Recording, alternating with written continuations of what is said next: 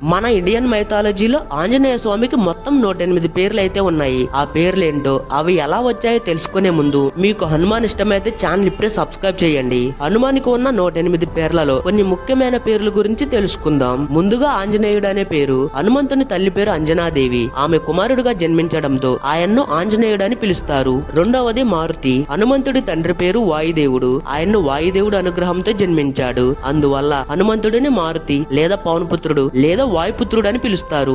మూడవది కేసరి నందనుడు. హనుమంతుడి దత్తత తండ్రి పేరు కేసరి. ఆయన్ను సింహంలాగా బలమైన వాడిగా వర్ణిస్తారు. కాబట్టి హనుమంతుడిని కేసరి నందనుడని కూడా పిలుస్తారు. నాలుగవది రామదూతుడు. హనుమంతుడు శ్రీరాముడి ఆజ్ఞతో లంకకు వెళ్లి సీతాదేవిని వెతకడం మరియు రామచరితాన్ని చెప్పడం జరిగింది. అందువల్ల ఆయన్ను రామదూతుడని పిలుస్తారు. ఐదవది బజరంగబలి. హనుమంతుడి శరీరం వజ్రంలా కఠినంగా అపార బలంతో నిండి ఉంటుంది. ఆయన్ను ఆయుధాలు దెబ్బతీయలేవు, ఎవరూ ఓడించలేరు. అందుకే ఆయన్ను బజరంగబలి అని పిలుస్తారు.